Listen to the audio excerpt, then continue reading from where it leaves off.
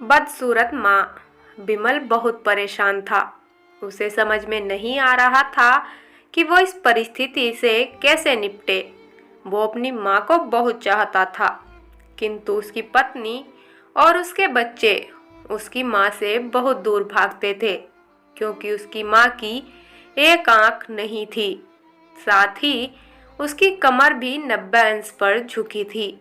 वैसे वह अपना काम सब खुद कर लेती है, किंतु फिर भी वो उसकी पत्नी और बच्चों के लिए हमेशा खटकती हैं। दादी, आप ऊपर के कमरे में जाओ, मेरे दोस्त आ रहे हैं। विमल के बेटे अखिल ने बड़ी बेरुखी से कहा।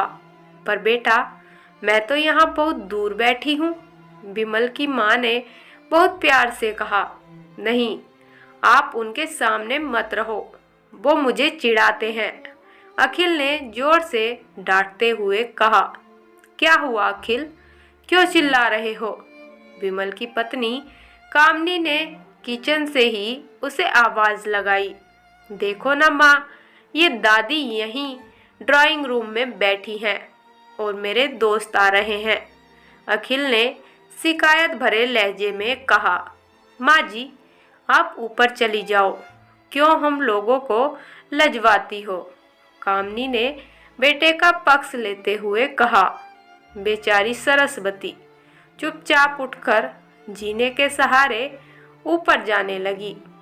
कमर झुकी होने के कारण उन्हें ऊपर चढ़ने में भी बहुत परेशानी हो रही थी, किंतु वो पूरी ताकत के साथ ऊपर के एक अकेले कोने वाले कमरे में जाकर बैठ गई।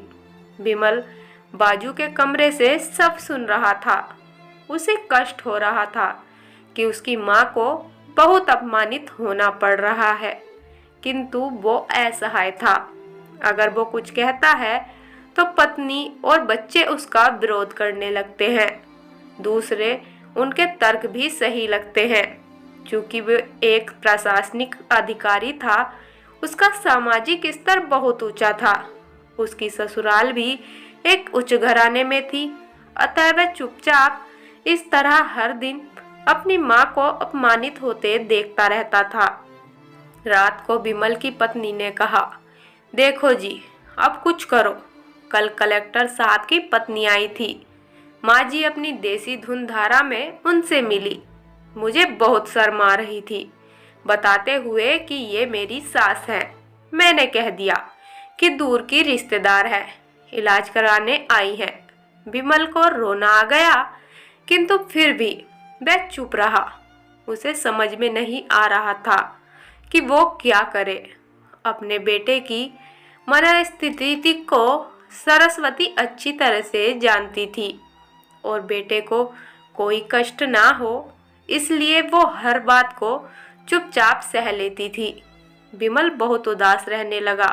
एक तरफ परिवार और सामाजिक स्तर पर जीने की प्रतिबद्धता थी, तो दूसरी ओर माँ थी। आखिर माँ से अपने बेटे की यह हालत नहीं देखी गई। एक दिन उसने अपने बेटे से कहा, विमल, बहुत दिन हो गए हैं, मैं अपने गांव जाना चाहती हूँ, मुझे वहां पहुंचा दो, मेरा यहाँ मन नहीं लग रहा। किंतु माँ, वहां तो कोई नहीं है, तुम्हारी देखभाल कौन करेगा? विमल ने आश्चर्य से पूछा। अरे सब गांव वाले तो हैं, और वो तुम्हारे मामा जी तो उसी गांव में रहते हैं, और फिर हम सारी व्यवस्थाएं कर आएंगे ना। कामनी को तो जैसे मन की मुराद मिल गई हो। हाँ बेटा, बहुत सही कह रही है, सरस्वती ने लंबी सांस लेते हुए कहा। विमल जानता था कि गांव में माँ की देखभाल करने वाला कोई नहीं है, लेकिन अपनी पत्नी की जिद के कारण वह अपनी माँ को गांव छोड़ने पर विवश हो गया। माँ को गांव छोड़कर आते वक्त उसे रोना आ रहा था तथा अपनी बेबसी पर गुस्सा भी आ रहा था, किंतु परिवार, पत्नी और समाज ने उसके इन मनोभावों को दबा दिया और वो सुकून सा महसूस करने लगा। कुछ दिनों के बाद उसके चाचा, जो अमेरिका में रहते थे, वहां आने वाले थे। जब विमल बहुत छोटा था और उसके पिता जीवित थे, तब वो भारत आए थे और उसके बाद वो अब भारत आने वाले थे। पूरा परिवार और आस पड़ोस बहुत उत्साहित था। अमेरिका से विमल के डॉक्टर चाचा जो आ रहे थे। डॉक्टर रमेश ने जैसे ही घर में कदम रखा, सबने मिलकर बहुत उत्साह से उनका स्वागत किया। क्यों विमल, भाभी नहीं दिख रही, कहाँ है? डॉक्टर रमेश ने उत्सुकता पूर्वक पूछा। जी, वो गांव में रहती हैं, यहाँ उनका मन नहीं लगता, कामनी ने सपाट लहजे में उत्तर दिया।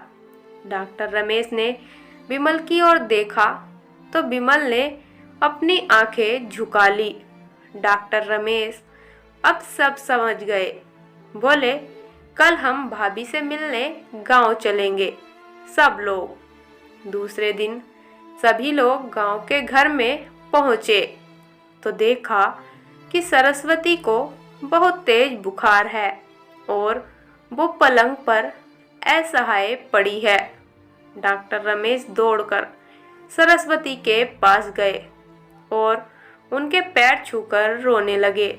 सरस्वती की ये हालत उनकी कल्पना से परे थी। वाह बेटा विमल, तूने तो नाम उजागर कर दिया। अपनी माँ की ये हालत देखकर तुझे तो शर्म भी नहीं आ रही होगी। डॉक्टर रमेश ने विमल को लगभग डांटते हुए कहा। नहीं देवर जी, विमल का इसमें कोई दोष नहीं है, मैं खुद गांव आई थी। सरस्वती ने अपने बेटे का बचाव किया। मुझे सब पता चल गया भाभी, आप चुप रहो। क्यों बहू, तुम्हें अपनी सास की कुरूपता पसंद नहीं है? समाज में तुम्हें नीचा देखना पड़ता है ना, है ना? डॉक्टर रमेश ने कामनी की ओर व्यंग से देखा। कामनी निरत्तर होकर विमल को देखने लगी। आज तुम जिस सामाजिक स्तर पर हो वो इन्हीं के संघर्षों की देन है। और बेटा विमल, तुम्हें तो शायद मालूम ना हो कि बचपन में जब तुम 1 साल के थे, तब छत से गिरने के कारण तुम्हारी एक आंख फूट गई थी और तुम्हारी रीढ़ की हड्डी में भी समस्या थी। तब तुम्हारी इस कुरूप माँ ने अपनी एक आंख और अपना बोन मैरो तुम्हें देकर इतना सुंदर स्वरूप दिया था। कामनी बेटा, इतने सालों तक संघर्ष करके बेटे को प्रशासनिक अधिकारी बनाने वाली इस संघर्षशील औरत की तुम लोगों ने यह दशा कर दी। तुम्हें ईश्वर कभी माफ नहीं करेगा। डॉक्टर रमेश की आंखों से अश्रुधारा बह रही थी। अब भाभी, आप मेरे साथ अमेरिका जाएंगी, यहाँ इन स्वार्थी लोगों के बीच नहीं रहेंगी। डॉक्टर रमेश ने सरस्वती से कहा। विमल को तो काटो तो खून नहीं था। डॉक्टर रमेश जो उसके चाचा थे, उन्होंने जो राज बताया, उसके बाद तो विमल को यही लग रहा था कि उससे ज़्यादा पापी इंसान इस दुनिया में कोई और है ही नहीं। वह दौड़ता गया और माँ सरस्वती के कदमों से लिपट गया। माँ, मेरा अपराध अक्षम्य है। मैं जानबूझकर चुप्पी साधे रहा, आपका अपमान करवाता रहा। अब सिर्फ आप ही उस घर में मेरे साथ रहेंगी और कोई नहीं। विमल ने आगन्य दृष्टि से अपनी पत्नी और बच्चों को देखा। कामनी को भी बहुत पश्चाताप हो रहा था, किंतु उसकी हिम्मत नहीं हो रही थी कि वो सरस्वती से आंख मिलाए। सरस्वती ने कामनी की मनस्थिति को समझकर उसको पुचकारते हुए अपने पास बुलाया और विमल को डांटते हुए कहा, खबरदार, जो मेरी बहू को मुझसे अलग करने की कोशिश की तो मैं तुझे ही घर से बाहर निकाल दूंगी। सास के मुंह से यह बात सुनकर बहू की आंखों में आंसू आ गए।